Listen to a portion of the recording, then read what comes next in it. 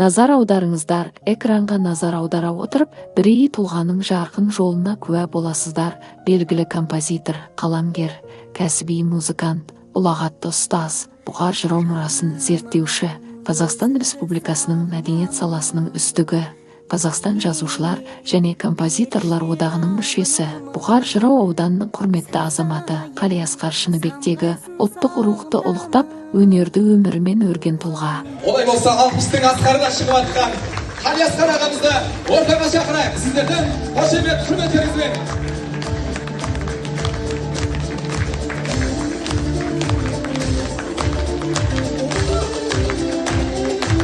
Қошеметтеріңіз.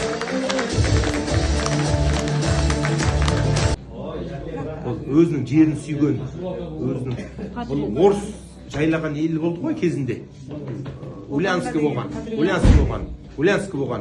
Міне, ошыды қазақиландырған бірден бір азамат менің досым Қалиасқар. Сіздеріңізге рахмет. Бастарыңыз қалай басталды?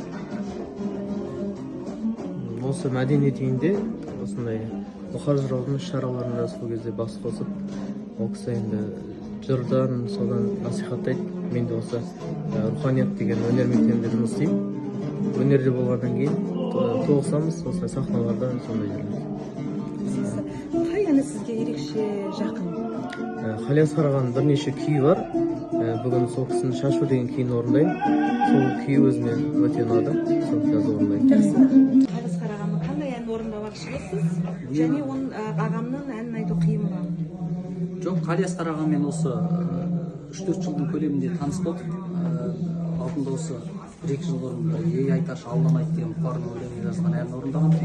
Осы жолда лирикалық тақырыптағы 90 жылдары жастықтың әсерімен дейді ғой, сонымен шығарған бір махаббат әні бар. Соның сөзін Жанат Жаңқашев деген ақынға жазғызып, соны алғаш сахнаға бірінші рет алып шығайын деп тұрмын. 2 ән бер негізінде ол кісінің әндері бәрі әртүрлі тақырыпта. Қай әні сізге ерекше шабыт береді? Енді қызыққа тоймас адамзат деген Бұқардың өлеңіне жырына жазған әні ең бірінші соны қарағатта бір рет айтып шықтым. Сол әнді маған ұнады. Осы жолғы әнімізде осы қимасын деген әнде бір лирикалық тақырыптағы жақсы бір кештерде, поэзиялық кештерде орындалатын ән екен. Сол әнде ұнап тұр.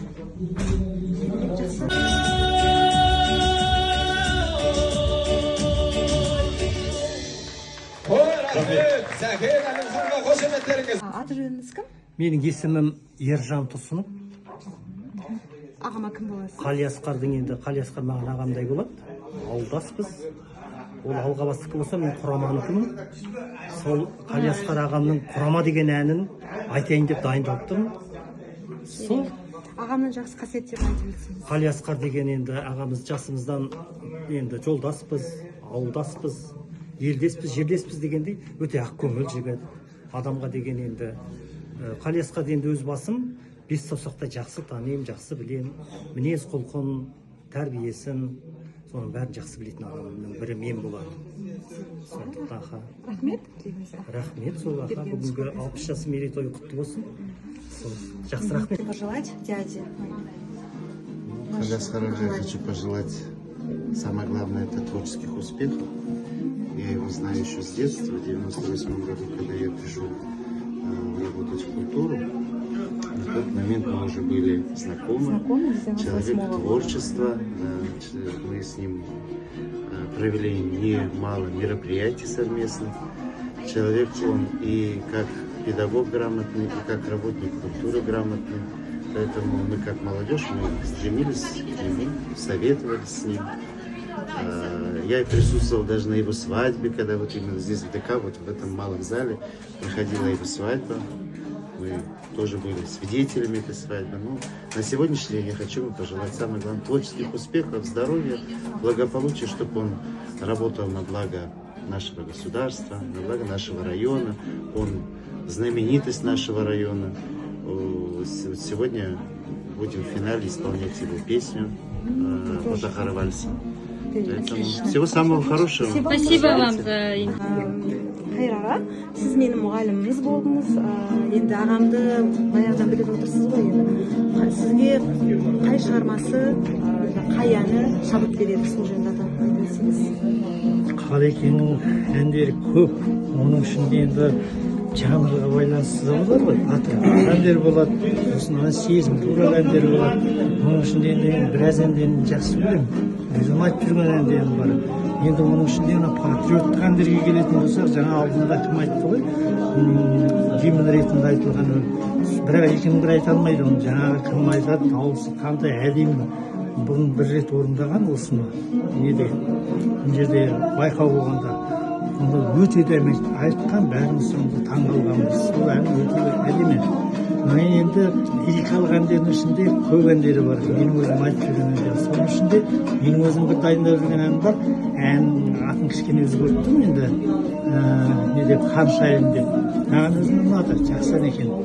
Оның өзім былай ақырын ғана мен айтып отырамын. Ағамның қандай әзіл есіңізде? Әзілдер енді көп қой. Қалекең көбінесе жұртты енді былай әзіл ретінде айтып отырады. Оның өзінде де айтады. Солай рет айтып отырады. Пародия келтіріп. Оны енді қазір енді ауызға түсе қоймайды енді. Әп дегенде ауылдағы кісілерді айтып отырады. Оның ішінде енді өзінде де талай айтады. Ойын ұмытып қалып отырмын енді. Қазір есіме түсіріп айтпасам. Жарайды, жақсы. 2 ай бұрын Болатбек екеум, менің есім Амангелді. Біз алшы деген топ құрдық. Ой ойластық. Соның алшы туралы ма, асырын алшынан түссін деген ниетпен біз ағамызға қолқа салғанбыз, сөз жазып беріңіздер. Бұл кісі айтты да, менің балам жазады деді. Иә, ол кісі айтты енді Ағажан көрсін, онда тамаша ән жазып жүр деп. Біз айттық енді өзіміз есім ғой. Алғаш рет орындайын деп тұрсыздар. Алғашқы рет дебют. Соны кеше біз асығып кешкісін жаздырдық та. Бұл творческий вечер Болат дегеннен бастап бір жеті бұрын туған ән ғой. Сөзін. Ақжан жазды. Әнін міне. Сол Ақжанның сөзіне оқып, жасты болса тәнті болып, соған мәз болып келіп отырмыз, соған ән туды. Солай ағамыздың осы творчестволық несінде ой тербеп, сол әнді ала кеттік. Сол бірінші дебют орындаймыз бүгін. Ағаммен қай жылдары таныстыңыздар?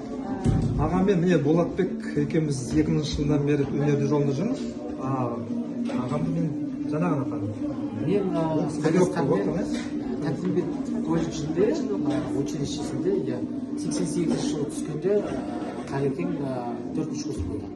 Содан бір жылдың ішінде біз қатты бауыр басып, өзіміз қазақ жігіттері, он шақты жігіт болдық та. Сол бір-бірімізге аға, іні болып, сол жерде Қалекең ол кезде әдебиет кештерін өткізетін бізде. Кезінде жатақханада тұрып, сол бір жылдың ішінде өзі бауыр басып қалғанбыз. Сол өмір бойы. Сол арнайы осы кеші болады дегесін Астанадан екеуміз арнайы келіп отырмыз осы кешке. Ағамды қандай көреміз? Шабыт береді. Олар айтты ғой, бері танымаймын деп. Жаңа танып жатырмыз деді ғой. Басқа сұрақ жаңа ғана біліп жатырсыздар ғой, жаңа танысты. Біз білетін адамдардан сұрап жатырмыз да. Алғаш сахнаға шыққан кездеріңіз есімде ме? Есімде 50 жасында осы мәдениет сарайында осыдан 10 жыл бұрын келіп, осы маған осы сен досымсың ғой, осы Қарқалы деген ән, сен өзі Қарқаланың жігітсің, сен осы әнді айт дегеннен кейін сол міне. Сол әнді айтқан осыдан 10 жыл бұрын. Енді 60 жасында да кезімізде сен Қарқалыны айт, тағы да бір әнін берді. Сосын мен айттым, Қарқалыны айтайын, одан кейін енді бабаларымыздан қалған бір жаңағы сүбелі бір жаңағы рухты бір дәстүрлерінен бір айтайын, жақсы деген. Енді оған жаңағы уақытқа несіне байланысты осы Қалекеңнің ең басты Қалекеңнің тойы ғой. Қалекеңнің мен досымның тойы, сол өзінің жүрегін жарып шыққан әнін айтып шықты. Қарқаралы. Керемет. Рахмет айналайын. Мен осы 10 жыл осы әнді 10 жыл болды міне. 50 жасында да айттым, 60 жасында да айтып жатырмын. Маған 70 жас, 80 жасында айтып жатыр. Алла соған жассын деп есептеймін. Қалекең менің досым ғой. Бірге өстік, жаңағы студенттік досым. 4 жыл бірге оқыдық. Қалекең ең бірінші Бұхар бабасын іздеген осы Қалекең болады. Ол 80 жылдар. Сол кезде іздейтін Қалекең менің досым. Қалекеңді мақтайым десем уақыт жетпейді. мақтанамын онымен. Иә. Ағамның шабыт беретін тұстары қандай? Шабыт ол адал, өтірік айтпайды, қарапайым. Содан кейін не ғой, өтірік айтпайды, соны досқа адал. Иә, жоқ, міне, ол қалжыңқойлық өз алдына. Жаңағы Қалекең жаңағы бұл дүниенің жаңағы несіне қызықпайды. Дүниеге қызықпайды. Дүниеге қызықпайды. Консервативті адам ғой, творчество адам. Ізденімпаз. Иә.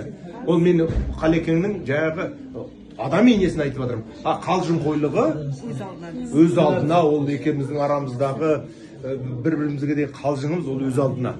Басқа әңгіме. Енді 60-ға келді ғой. Қалекеңнің азаматтығын айту керек. Қалжыңқой өз алдымызда, өзіміздің арамызда. Ол кісі жаңағы өте ізденімпаз. Айтып отырмын ғой бағана. Бұқар жырауды 80-ші жылдар іздеп жүрді, 80-ші жылдың аяғында. Бұқар жырау деген бабам болған. Сол кезде сол шығармашылық, сосын ән жаза бастады. Шәкірт тәрбиелеп. Сосын анау не өзі сөз жаза бастады. Біз енді дос болғаннан кейін қалжыңдап нетеміз. Енді ең кереметі содан мынау мен бір неткен қуаным осы Ботақара вальсін жазды ғой. Ең бірінші жазған. Сол кезде мен сол кезде өте біздің мұғалім ұстаз қазақ тілі әдебиетінің маманы, ол кісіндей тұлға ғой, қазақтың маңдайынан өткен тұлға негізі. Ол кісінің шығармашылығы, қазаққа сіңірген еңбегі өте зор. Міне бет жағасын көріп жатсыздар. Ол кісіден жастайымыздан білім алдық, дәріс алдық. Соның нәтижесін қазір ұстаздан шәкірт озды дейді ғой. Бірақ енді ол кісіден озу екіталай. Ол кісінің білімділігі, тереңділігі, ой саптауы өте терең деңгейдегі адам. Сондықтан ең алғашқы шығармашылығымыз осы кісімен бірге байланысты. Осы кісі бізге домбыра ұстауды, домбырамен ән айту, жалпы қазақтың музыкасымен таныстырған жастайымыздан осы Қалиасқар Шыныбектегі. 13-ші жылдары болды? Ол 99-шы жылдары, 2000-шы жылдарынан бастап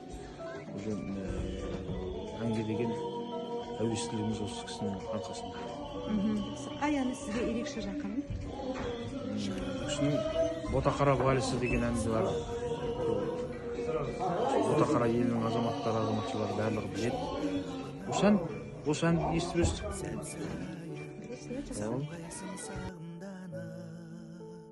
Рухымды кейпіңмен жанығанмын.